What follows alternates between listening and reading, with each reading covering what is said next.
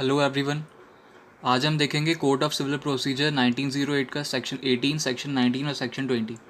इसके पिछले वीडियो हमने कवर किया था सेक्शन 15, 16 और 17 प्लेस ऑफ सुइंग, जिसमें हमने देखा था कि अगर आपका कोई केस है किसी इमूवेबल प्रॉपर्टी से रिलेटेड तो आप उसे किस कोर्ट में इंस्टीट्यूट करेंगे। जिसमें हमने ये देखा था कि अगर जो भी प्रॉपर्टी है वो जिस भी कोर्ट के जुरिसडिक्शन में आती है, अगर उससे रिलेटेड कोई भी मैटर है तो आप उसे उसी कोर्ट में सिचुएट करेंगे, उसी कोर्ट में इंस्टीट्यूट करेंगे जिस कोर्ट के जुरिसडिक्शन में वो आती है। आज के वीडियो हम देखते हैं सेक्शन 18, 19, 20। जिसमें हम सबसे पहले देखते हैं सेक्शन 18, जो कहता है place of institution of suit where local limits of jurisdiction of the court are uncertain.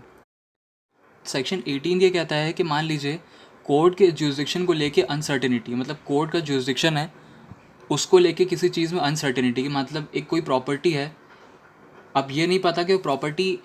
A court में आती है या बी कोर्ट में आती है, उन दोनों कोर्ट के अंडर वो प्रॉपर्टी आती है। तो अब ये बात बताना कठिन है कि उसका जो सूट होगा वो किस कोर्ट में चलेगा। मतलब इस बात की अनसर्टेनिटी है कि जो प्रॉपर्टी है वो इन दोनों में से किस कोर्ट के जुरिसडिक्शन में आ रही है। तो ऐसे में जो सूट होगा वो दोनों में से किसी भी एक कोर्ट में फाइल कर दिया जाएगा। सेक्शन 18 सीधा सीधा ये कहता है कि जो भी अगर ऐसी कोई अनसर्टेनिटी है किसी कोर्ट की जुरिसडिक्शन को लेके कि जो भी प्रॉपर्टी है, जो भी मैटर है, वो दोनों में से किस कोर्ट के अंडर चलेगा, तो हम उन्हें उससे दोनों में से किसी भी एक कोर्ट में इंस्टीट्यूट कर सकते हैं। उस सूट को दोनों में से किसी भी एक कोर्ट में इंस्टीट्यूट किया जा सकता है। लेकिन उससे पहले एक चीज़ का क्लियर होना बहुत ज़रूरी है कि हाँ, उस प्रॉपर्टी को रिलेटेड यानी या फिर उस जुरिसडिक्शन से रिलेटेड वहाँ कोई अनसर्टेनिटी आ रही है, कि मतलब सच में वहाँ कोई अनसर्टेनिटी है इस चीज़ को लेकर कि जो जुरिसडिक्शन है उस प्रॉपर्टी का या उस कोर्ट का, वो मतलब उस कोर्ट का उस प्रॉपर्टी पे जुरिसडिक्शन है वो सही में है भी या नहीं है। एक एग्जांपल ले लेते हैं कि एक कोई प्रॉपर्टी है वो किसी ऐसी जगह पे सिचुएट है, मतलब एक प्रॉपर्टी एक ऐसे लैंड पे है जो आधा हिस्सा दूसरी जगह में आता है और आधा हिस्सा किसी दूसरी जगह में आता है, मतलब दो अलग अलग जगह में वो आधा आधा आधा हिस्सा आता है। तो इसमें अब ये बताना कठिन है कि वो प्रॉपर्टी किस कोर्ट की जुरिसडिक्शन में आ रही है, क्योंकि वो आधी एक कोर्ट में आ रही है और आधी दूसरी कोर्ट में आ रही है। तो इस चीज़ में, ऐसे सिचुएशन में जो भी सूट उस प्रॉपर्टी से रिलेटेड होगा वो दोनों में से किसी भी एक कोर्ट में इंस्टीट्यूट किया जा सकता है, क्योंकि वो पार्टली दोनों कोर्ट्स के अंडर आ रही है। मान लीजिए एक कोर्ट में, दोनों में से एक कोर्ट में सूट इंस्टीट्यूट हो गया और उस कोर्ट ने उसका जजमेंट और डिक्री दोनों सुना दी। अब इसके बाद जो एक पार्टी है वो अपीलेट या रिविजनल कोर्ट में उसके खिलाफ अपील करती है कि ये जो कोर्ट है जिसने ये ऑर्डर सुनाया है या जिसने ये डिग्री पास करी है, वो ये जो प्रॉपर्टी है उस कोर्ट के जुरिसडिक्शन में आती नहीं है। तो अब रिविजनल और अपीलेट कोर्ट जो होगी वो उस अपील को नल एंड वॉइड कर देगी, क्योंकि अब वो अपील कर ही नहीं सकता है। क्योंकि अगर इस तरह का उसे कोई अपील उठाना था तो उससे अर्लीस्ट पॉसिबल अपॉर्चुनिटी पे उठाना था, सबसे पहली अपॉर्चुनिटी, जब जो उस प्रॉपर्टी से रिलेटेड मैटर ऑफ फैक्ट्स उठाए जा रहे थे उसके पहले ही उसे ये ऑब्जेक्शन उठाना था कि ये जो कोर्ट है इसकी जुरिसडिक्शन में ऐसा कुछ आता ही नहीं है। लेकिन इसका एक एक्सेप्शन है। मान लीजिए अगर वो इस बात को प्रूव करने में प्रूव कर देता है कि वहाँ कोई अनसर्टेनिटी नहीं थी इस बात को लेके कि जो प्रॉपर्टी है वो किसके जुरिसडिक्शन में आ रही है, साफ साफ समझ में आ रहा था कि वो इस कोर्ट के जुरिसडिक्शन में आ रही है, मगर उनने किसी दूसरे कोर्ट में इंस्टीट्यूट कर दिया। ऐसे में अपीलेट और रिविजनल कोर्ट उस अपील को एक्सेप्ट कर लेगी। लेकिन अगर वो अनसर्टेनिटी को प्रूफ नहीं कर पाता है जुरिसडिक्शन से रिलेटेड, तो फिर उसकी अपील को नल एंड वॉइड कर दिया जाएगा। उसके बाद हम देखते हैं सेक्शन 19, जो क्या है सूट्स फॉर कंपनसेशन और wrong to person of movable. ये जो सेक्शन है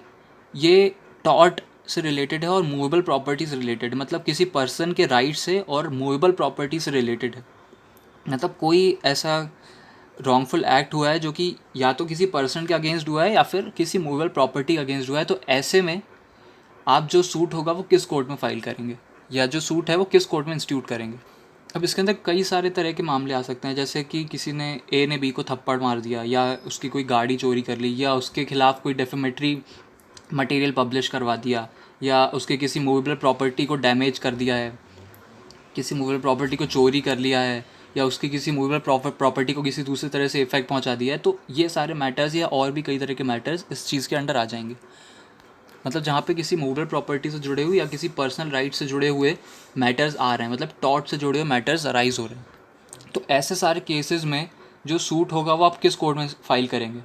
सेक्शन 19 इसी बारे में बताता है कि ऐसे जो भी केसेस होंगे उसका जो सूट होगा वो उस जगह पे फाइल किया जाएगा, उस कोर्ट में फाइल किया जाएगा जहाँ कॉज ऑफ एक्शन अराइज हुआ है। कॉज ऑफ एक्शन मतलब जहाँ वो घटना घटी है, मतलब जहाँ या तो आपको थप्पड़ मारा गया था, आपके खिलाफ कोई डेफेमेटरी मटेरियल पब्लिश किया गया था, आपकी गाड़ी जहाँ से चोरी हुई थी, आपकी किसी मूवल प्रॉपर्टी को इफ़ेक्ट किया गया था, जहाँ कहीं भी वो कॉज ऑफ एक्शन अराइज हुआ है, जहाँ कहीं भी वो कॉज ऑफ एक्शन कॉज हुआ है, वहीं पर उसी वो एरिया जिस कोर्ट के जुरिसडिक्शन के अंडर आएगा उसी कोर्ट के अंडर वो सूट को इंस्टीट्यूट किया जाएगा। एक बार हम बेयर एक्ट की लैंग्वेज में ये सेक्शन पढ़ लेते हैं। Where a suit is for compensation or for wrong done with the person or to a movable property. सबसे पहली लाइन कहती है कि अगर ये सूट किसी कंपनसेशन से रिलेटेड है या किसी मतलब किसी पर्सन के खिलाफ कोई रॉन्ग हुआ है या किसी मूवेबल प्रॉपर्टी के खिलाफ कोई रॉन्ग हुआ है, उसके लिए अगर किसी कंपनसेशन से रिलेटेड है तो ही सेक्शन 19 वहाँ अप्लाई होगा। If the wrong was done within the local limits of jurisdiction of one court and the defendant reside or carries or business or personal work for gain within the local limits of jurisdiction of another court, the suit may be instituted at the option of the plaintiff in either of the said court। मतलब मान लीजिए कोई ऐसी जगह है, मतलब जहाँ पे वो कॉज ऑफ एक्शन अराइज हुआ है वो या तो उस जगह पे आता है जहाँ पे जो डिफेंडेंट है वो अपना काम करता है या उसका बिजनेस हो या कोई पर्सनल वर्क हो या फिर कोई दूसरी जगह हो, तो या तो उस जगह पे या फिर जहाँ पे भी कॉज ऑफ एक्शन अराइज हुआ है उस जगह पे जो सूट है वो इंस्टीट्यूट किया जा सकता है। ये प्लेंटिफ की मर्ज़ी पे होगा कि वो कहाँ सूट इंस्टीट्यूट करना चाहता है, उन दोनों में से किसी एक जगह पे, या तो जहाँ डिफेंडेंट रह रहा है काम करता है वहाँ, या तो जहाँ कॉज ऑफ एक्शन अराइज हुआ है वहाँ पे। इस चीज़ को हम एक एग्जांपल से समझ लेते हैं। मान लीजिए एक व्यक्ति है जिसने बी को थप्पड़ मारा गुजरात में। अब जो बी है वो इस चीज़ के लिए कंपनसेशन के लिए सूट कहाँ फाइल करेगा, या तो गुजरात में जहाँ पे उसे थप्पड़ मारा गया है या जहाँ उसके खिलाफ कोई दूसरा एक्शन किया गया है, या फिर ए जहाँ पे रहता है, यानी मान लीजिए ए दिल्ली में रहता है तो या फिर दिल्ली में जहाँ जो ए रहता है वहाँ पे, या फिर जहाँ उसके साथ वो कॉज ऑफ एक्शन हुआ है वहाँ पे, उन दोनों में से किसी एक जगह पे वो उस कंपनसेशन के लिए सूट इंस्टीट्यूट करेगा।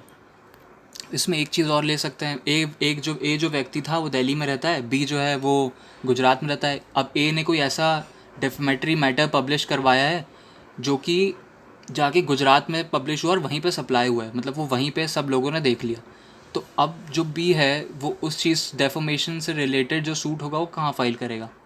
या तो गुजरात में करेगा जहाँ पे वो मैटर पूरा पब्लिश हुआ, जहाँ पे वो पूरा सप्लाई किया गया,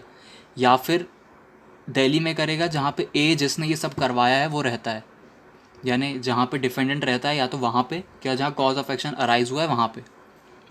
इसमें भी एक चीज़ सबके दिमाग में आती है कि जो ए है अगर उसने वहाँ से वो मैटर पब्लिश करवा के वहाँ भिजवाया है तो दिल्ली को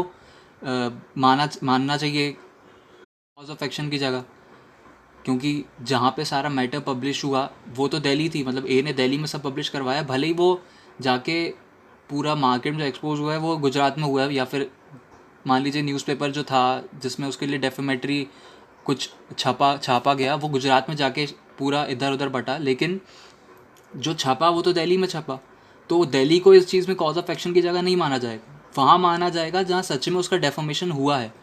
तो असली में उस आदमी का डेफोमेशन कहाँ हुआ है, बी का गुजरात में ही आके, गुजरात में ही सबने वो न्यूज़पेपर देखा और देखा कि